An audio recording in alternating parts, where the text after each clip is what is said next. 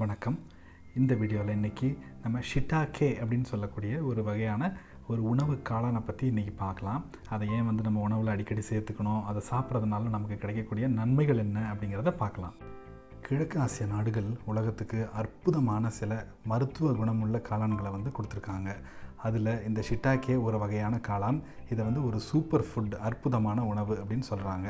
இது ஜப்பான், சீனா மற்றும் கொரியாவில் இறந்த மரப்பதிவுகளில் இயற்கையாகவே வளரக்கூடிய காளான்.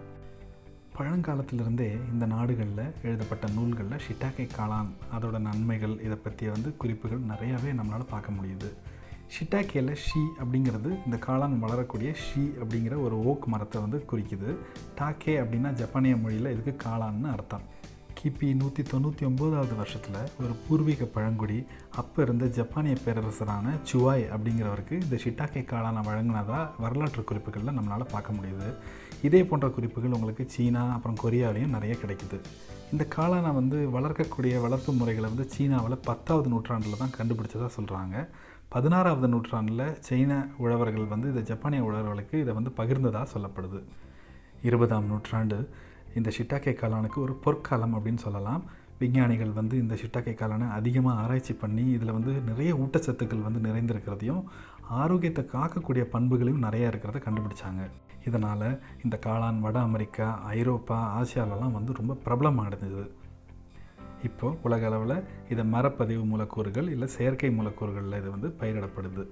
உலகத்தில் பட்டன் காளான்களுக்கு பிறகு அதிகமாக உட்கொள்ளப்படும் காளான் அப்படின்னு பார்த்தீங்கன்னா அது ஷிட்டாக்கே காளான் தான். உலகத்தோட மொத்த காளான் உற்பத்தியில் ஷிட்டாக்கேயோட பங்கு மட்டும் 25%. உலகத்தில் வளர்க்கக்கூடிய இந்த ஷிட்டாக்கே 83% ஜப்பானில் தான் தயாரிக்கப்படுது. மீதிய தயாரிப்பு உங்களுக்கு சீனா, தாய்வான், கொரியா மற்றும் இதர நாடுகள்லேருந்து தான் வருது. ஊட்டச்சத்து வழக்கமாக நம்ம சாப்பிடக்கூடிய காய்கறிகளோட பார்க்கும்போது இந்த ஷிட்டாக்கே காளானோட ஊட்டச்சத்து விகிதம் மிக அதிகமாக இருக்கிறது தெரிய வருது.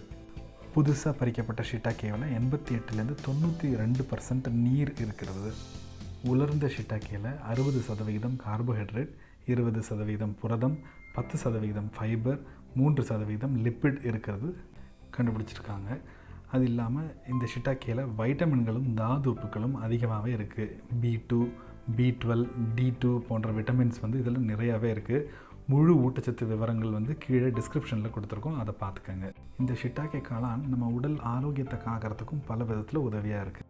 அதற்கு காரணமான வேதியியல் கூறுகள் என்ன அப்படின்னு பார்த்தீங்கன்னா இதில் பாலிசாக்கரைட்ஸ் அப்படின்னு சொல்லக்கூடிய பீட்டா குளுக்கான் அப்படிங்கிறது தான் ரொம்ப முக்கியமான பயோ ஆக்டிவ் காம்பனண்ட். இது இல்லாமல் பாலிஃபினால்ஸ், ஸ்டிரால்ஸ், ட்ரைடெர்பின்ஸ் இதெல்லாம் அதிகமாக இருக்குது. இதில் இருக்கக்கூடிய பீட்டா குளுக்கான் அப்புறம் புரதம் கரையக்கூடிய நார் வகையை சேர்ந்தது.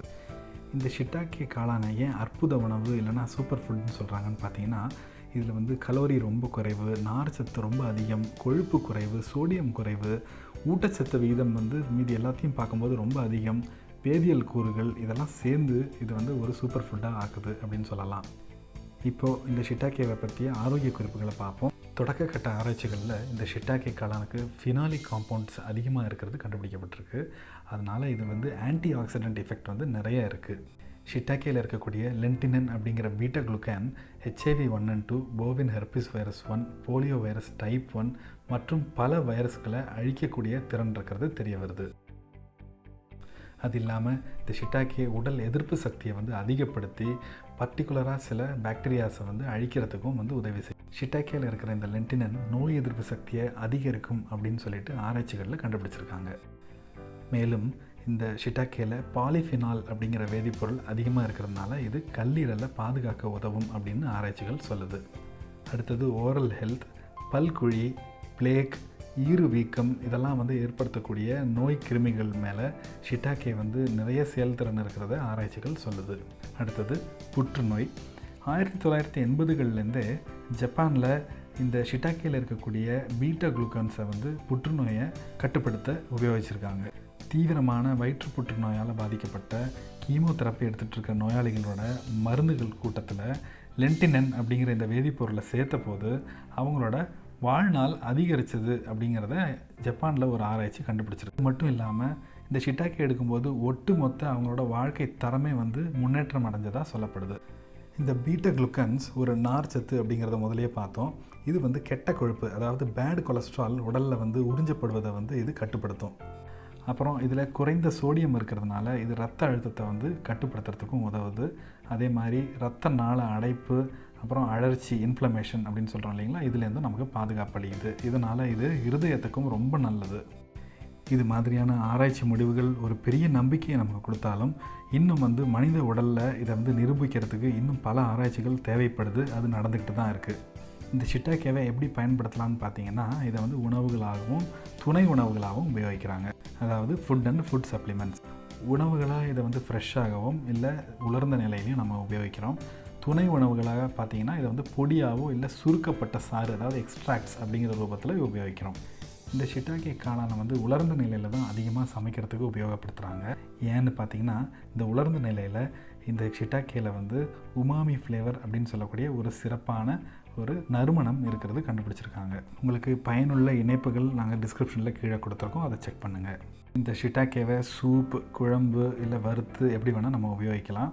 இந்த உலர்ந்த நிலையில் யூஸ் பண்ணும்போது இதை வந்து தண்ணியில் ஊற வச்சுட்டு அதுக்கப்புறம் சமைக்கிறது தான் நல்லது.